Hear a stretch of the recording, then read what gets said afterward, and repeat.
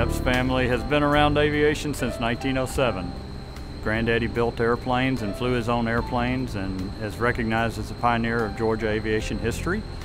Granddaddy and Grandmama had 9 children. Flying was probably expected in the Epps family. Doug became a pilot for Delta eventually. Ben became a pilot for Southern Airways. Charles, Pat, and George started a general aviation business called Epps Air Service, and that has evolved now into Epps Aviation. And then the next generation came along. I always knew as a kid that I wanted to follow in my dad's footsteps and work for Delta. Susan is my sister. She has soloed, as well as my sister Carolyn. I've soloed in a sailplane, and 3 of Pat's kids have their license.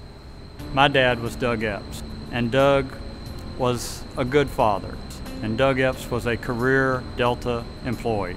Dad came out of the military after flying in Korea, and Delta was looking for pilots who had the time in the military. In '56, Delta was a fairly new airline among the airlines. They had started in '29 as a crop duster, started passenger service in '39, moved to Atlanta in '41, so they had only been in Atlanta about 15 years when Dad started with them in '56. He was here at a time when there was a lot of growth at Delta, and Delta was growing as a company, Atlanta was growing, the two were growing together.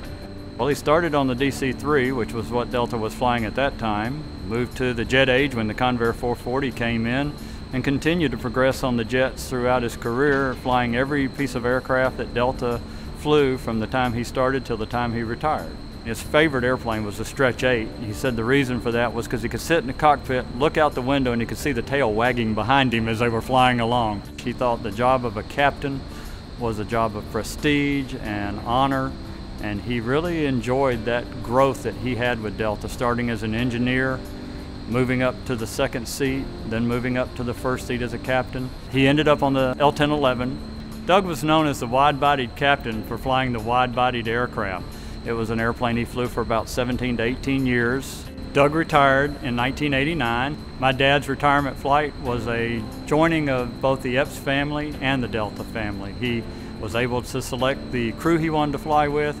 He selected the family and friends he wanted to take along for the adventure, and the two had a 3-day adventure in Shannon and Dublin and received the traditional water cannon salute as he brought his airplane in for his final taxi in Atlanta.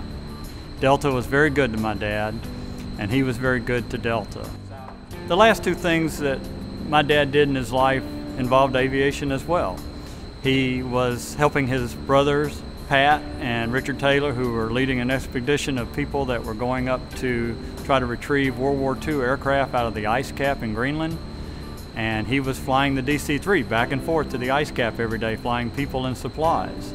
And then he came back from Greenland. He wasn't even leaving the airport. He met his brothers George and Charles in the airport, and they all took off for the next adventure up to Oshkosh for the air show in Oshkosh. And that was a 3-day event, and then he came back from there. Came by and found me at the airport working at my gate, said, "I'm back home, I'll talk to you tomorrow." And those were the last 2 things he did, and the last time I saw him before he passed away in his sleep, and went off on that other adventure that he's on now.